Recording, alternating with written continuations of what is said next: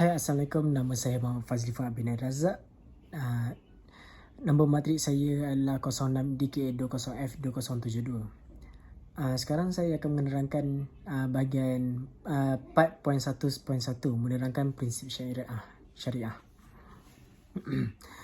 Saya daripada grup 5. Ahli kumpulan saya adalah Muhammad Muhaimin bin Hilmi dan juga Imam Huzairi. Bahagian saya adalah 4.1.1, menerangkan prinsip syariah. Apa itu syariah? Definisi bahasa syarak adalah jalan ke sumber air atau memberi makna jalan yang lurus. Definisi syariah. Istilah daripada segi bahasa syarak adalah yang tadi, dan untuk istilah pula adalah merujuk kepada segala hukum yang disyariatkan oleh Allah Subhanahu Wa Taala kepada umat manusia melalui Rasulullah sallallahu alaihi wasallam. Okey, baiklah. Prinsip syariah terdapat 5. Iaitu yang pertama adalah Rabbaniyah, iaitu ketuhanan. Yang kedua adalah Wasatiyah, kesederhanaan. Yang ketiga adalah Tawazun, yang bermaksud keseimbangan. Dan juga Mizan, kesetaraan. Dan juga Tetap dan Anjal, yang bermaksud mutlak dan murunah. Baiklah, apakah itu Rabbaniyah? Baiklah, dalam prinsip ini menjelaskan syariah dalam Islam adalah dicipta dan disusun oleh Allah Subhanahu Wa Taala. Seluruh ciptaan alam adalah milik Allah Subhanahu Wa Taala. Kita sebagai khalifah yang tertakluk kepada peraturan alam miliknya. Setiap kajian dan ciptaan hendaklah menjurus kepada pengabdian diri kepada Allah Subhanahu Wa Taala dan mengisafi keagungannya. Akidah, ibadah, bertakwa dan muamalat. Daripada segi akidah, ibadah, bertakwa dan muamalat. Baiklah. Wasatiyah bermaksud kesederhanaan.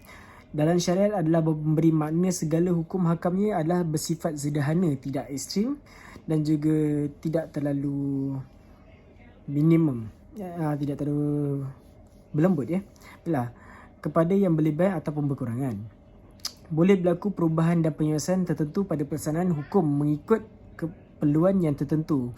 Dan wasatah ni, kesederhanaan ni juga hukumnya adalah fleksibel kepada mereka yang sakit, boleh solat secara duduk ataupun baring. Baiklah, tawazun, keseimbangan. Daripada menurut erti bahasa, keseimbangan atau keseimbangan. Daripada segi istilah pula, tawazun merupakan suatu sikap seseorang untuk memilih titik yang seimbang atau adil dalam menghadapi sesuatu persoalan. Baiklah, mizan, kesetaraan. Mizan, kesetaraan dalam syariat terlibat dalam hukum hakam yang memberikan nilai yang selayaknya bagi semua perkara. Kesetaraan dalam syariat menuntut agar segala tindakan dilaksanakan hendaklah meraihkan keperluan dunia dan akhirat. Kesetaraan dalam syariat menuntut agar setiap perkara yang dilaksanakan perlu ditimbang agar hukum hakam tidak menjadi korban atau nama penyelidikan dan pembangunan. Setiap perkara yang dilakukan hendaklah mengambil kira item-item yang digunakan benar menurut sukatan atau had yang ditentukan oleh syariah. Baiklah, tetap dan anjal ataupun mutlak dan murunah. Tetap dan anjal menurut syariat terlibat dalam aspek hukum hakamnya tetap untuk semua zaman dan umat.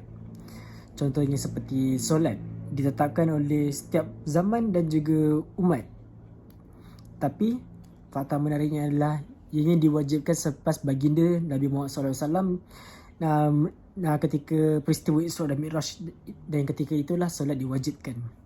Baiklah, tidak berlaku sebarang perubahan hukum hakam seperti pengharaman arak seperti yang terdapat di dalam Al-Quran.